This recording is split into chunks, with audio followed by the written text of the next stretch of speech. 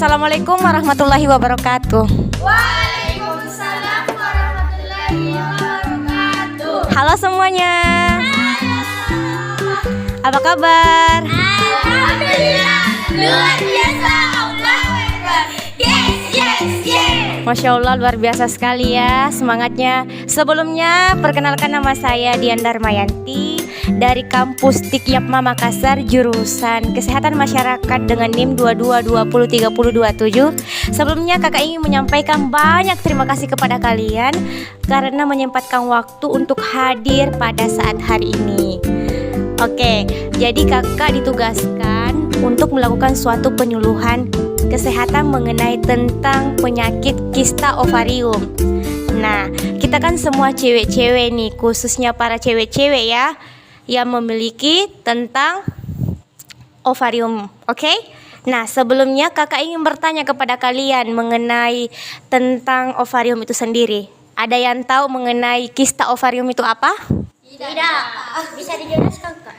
Oh ya, bisa.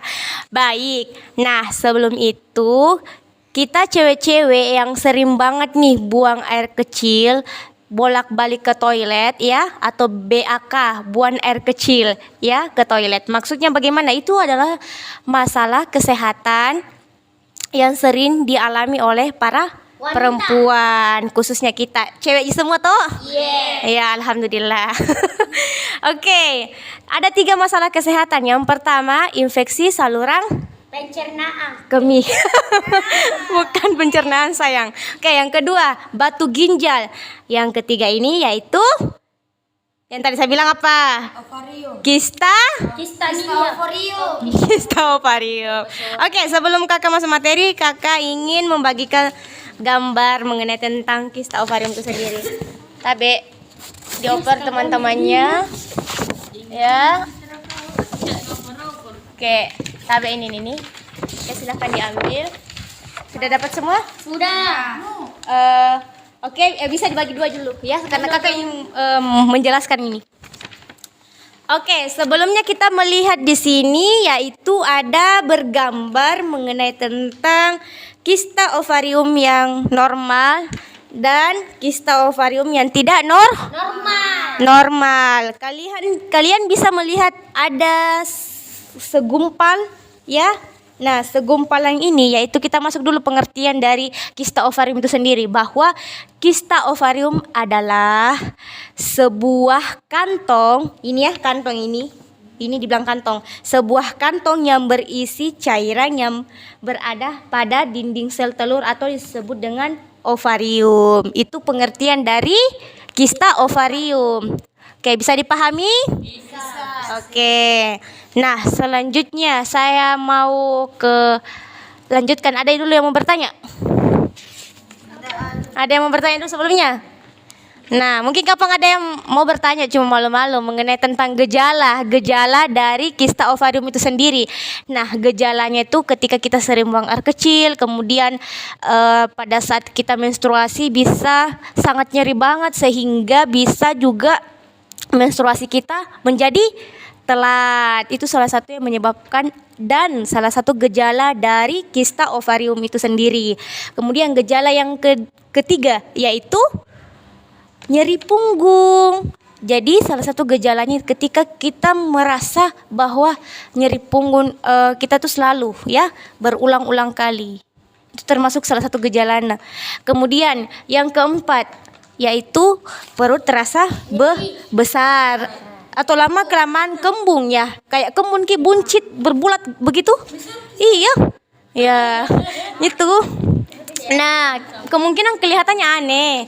Nah, pada dasarnya kista ovarium itu banyak yang dirasakan pada saat usia dewasa. Tapi sekarang ini kita sudah tahu kenapa banyak kista, karena yang pertama yaitu pola hidupnya. Mungkin kita sering mengabaikan mengenai tentang pola makan kita, kehidupan kita mengatur pola makan. Contohnya kita sering banget makan makanan yang siat saji, misalnya Jan's food, bakso, yang saji-saji begitu. Kenapa kita suka? Karena itu zaman Zaman sekarang kita suka yang berlemak-lemak, apalagi minumnya yang bersoda-soda. Tetapi olahraganya tipis-tipis sehingga bisa meningkatkan lagi orang terkena penyakit kista ovarium itu sendiri. Nah, apakah bisa kista ovarium itu dioperasi atau bisa disembuhkan tanpa operasi? Jadi, ketika ukurannya tidak lewat dari 5 cm, maka bisa dibantu dengan mengubah pola hidupnya agar bisa kembali sehat. Tetapi jika sudah lama-kelamaan tidak diperbaiki, maka itu akan membahayakan kesehatan kita. Jadi baiknya harus dioperasi. Tetapi ada tapinya nih. Ada yang tahu? Tidak. Nah, tapi dia bisa tumbuh kembali, ya. Kalau kita tidak mengubah pola hidup sehat. Nah, apa yang kita perlu lakukan untuk menghindari penyakit kista ovarium ini? Yang pertama, kita harus rutin berolahraga, ya. Yang kedua, harus makanan-makanan yang sehat. Misalnya makan makanan yang bergizi, kacang-kacangan, buah-buahan yang mengandung mineral, vitamin, protein, karbohidrat. Ya, dan semuanya itu tidak boleh berlebihan karena sesuatu yang berlebihan itu tidak baik. Sesuai porsi masing-masing. Oke? Kemudian hindari merokok. Walaupun kita perempuan, kita harus menghindari merokok. Ya, ada kan sekarang orang bilang bahwa kalau kita tidak merokok kita tidak ya, apalagi zaman sekarang ini banyak orang yang kayak merokok tapi merokoknya itu kayak seperti ada itu yang vapor, bukan perokokan lagi. Ya, itu dibilang kalau misalnya kita tidak begitu, kita tidak gaul seperti itu, tapi kan itu membahayakan walaupun itu sekedar vapor, tapi ada zat yang membahayakan bagi kesehatan kita. Nah, yang ke berapa lagi? Siapa yang ingat? 5. Yang malam ini 5 apa 3? 5 Pak yang ini. Oke, yang selanjutnya saja, Di. Oke, yang selanjutnya yaitu hindari minuman yang bersoda. Ya, beralkohol, ya, karena juga membahayakan kesehatan kita.